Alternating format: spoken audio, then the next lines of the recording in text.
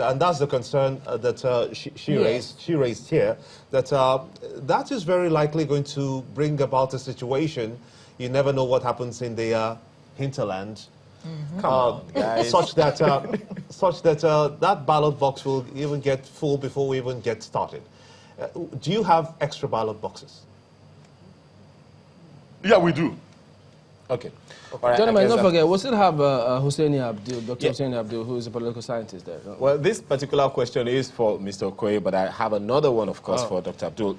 Someone just sent us a message on Twitter, says, no INEC staff at polling unit 12, Bashir Shitu Avenue, Magodo GRA, phase 2, as at 8:20 this morning. Is this likely to recur over in anywhere else today?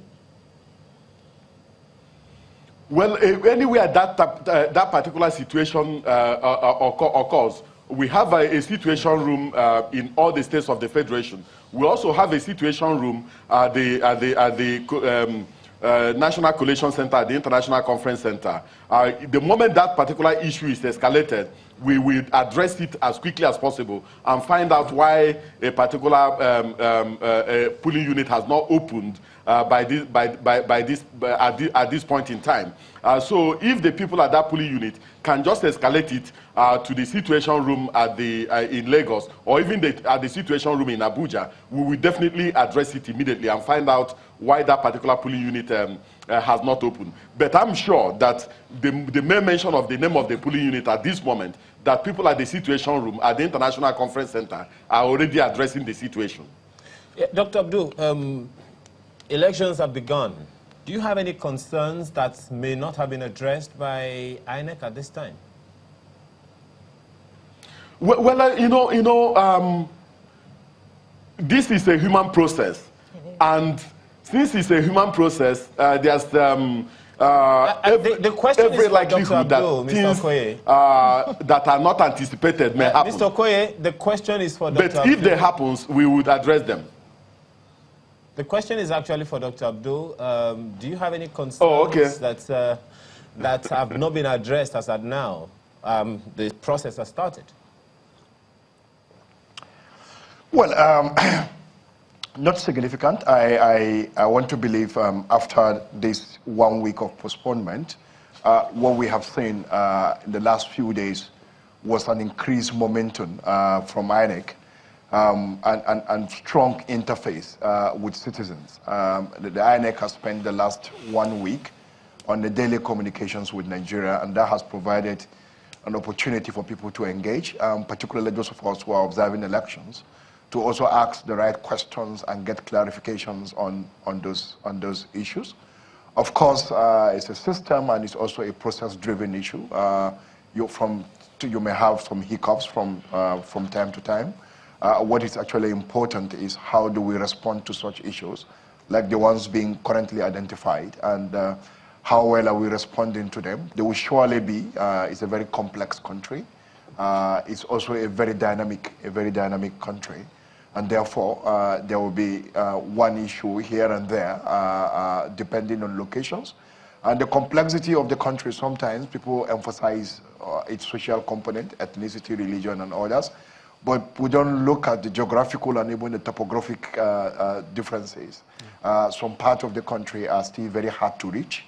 And surely there will be challenges in terms of delivery of some of those important materials. Even if the materials get there early enough, we are also sure that even if they get there early enough, we are also sure that we're sure that result, and all those things they could also come in slow because of the locations of some of those entities. So surely there will be, but I think the last 1 week has afforded INEC to further prepare and also to appreciate how citizens feel about elections. Nigerians are very passionate people and could be very passionate when it comes to elections. Yesterday I was cracking jokes with my colleagues and saying, look, I wish the kind of energy we put on elections, that we put the same energy on governance. Probably this country will have been much better. All right, Dr. Abdul, yes, you made a point about the hinterland, but I know that Magodo is not in the hinterland. Magodo is on the outerland, actually. Yeah, I want to bring up 3 concerns. One is language.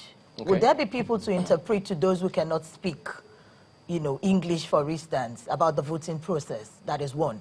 Two, the medium that's been used so far to disseminate information. We believe that INEC has done a lot in the last 1 week, but really that's on the internet or television or radio. What of those who don't have access to all this? So are they informed? How would you rate the voter awareness? Should I say voter awareness is really low because yesterday I did like raking. I went to Iyanowuru, I went to Obalende, I went to Jankara and all that. People were set, like selling like there's nothing happening the next day. It was only at Iyanowuru that the radio was blasting information about voting. And it happens to be from, yes? In a tribe? In a particular language. Yes, in a particular language. And it happened to be by a mobile network.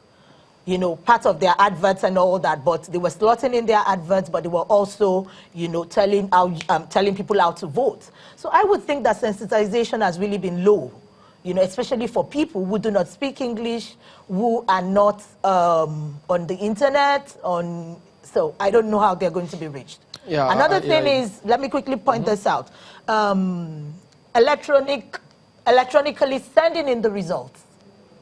The transmission of results. How would that happen in some areas that don't have network, or has provision been made for this? Well, we'll get back to INEC on this much later, but I know that they also have spoken. They talked about, that like the smart card reader. Okay. It's like it's an advanced system of our phones. Like these will have Thuraya. The satellite communication strategies or systems that they had. They said that was what they were going to use. Same technology. Have they tried it? They said they have, but we'll keep talking about these things because, you can never have too much information. No knowledge is lost or wasted. Dr. Motosho, the concerns, the response that INEC gave about some of the issues you raised, that's satisfactory, is it? Well, somewhat. What do you think about it? So, the official mentioned that they would call for boxes.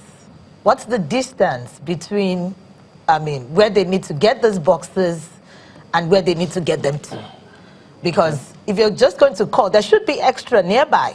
You don't have to call and then wait. If 20 polling stations are calling at the same time, what happens? Do they have the manpower to ensure that these boxes get to the right places? Okay, well, that looks like a hypothetical situation, but I don't know. They will need to respond to all of this. But in terms but really, they already mentioned that the inks are such that they would dry almost immediately, which should be comforting to the voters. Which is why they emphasize you can fold it. Yes. And don't bother about it because it will dry. But maybe we'll keep our men in the field, so let them. I'm not sure they can't tell us whether or not the ink stained any ballots. They can't open anyone. Well, they can't do that until if you mistakenly even push the ballot box, somebody let them not think you want to snatch it. I need to confirm where this is coming from, but somebody actually mentioned that INEC officials waiting for their stamp. The one brought in not good. They have called their center to send another one. What's it with the stamps? Okay. We also see Dixon saying he heard that some ballot papers are having dates such as 16/2/2019 on them. Well, those are things that we're also going to confirm to the people out there. But don't forget, we did tell you, when you are getting out there to vote, you may come across security personnel on the street. Don't be deterred. Don't turn back.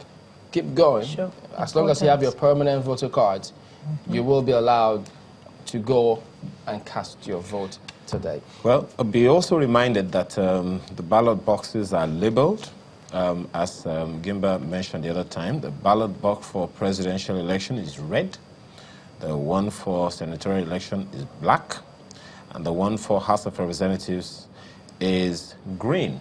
This message is coming to you from INEC.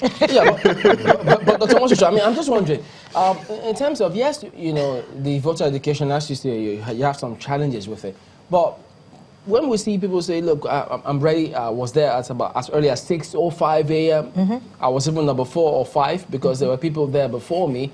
Does that suggest, or is it just early days to give an indication of what's to come in terms of the voter excitement today?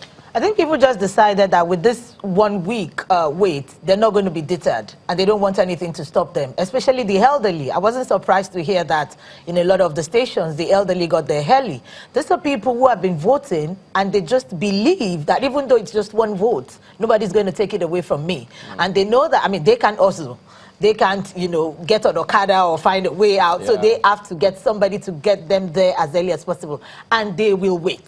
Most of these people are so resilient. They will wait and make sure that their votes count. So, well, yes, a number of people are excited. But still there are those who believe that, oh, I traveled to my village for this. I can't go back again.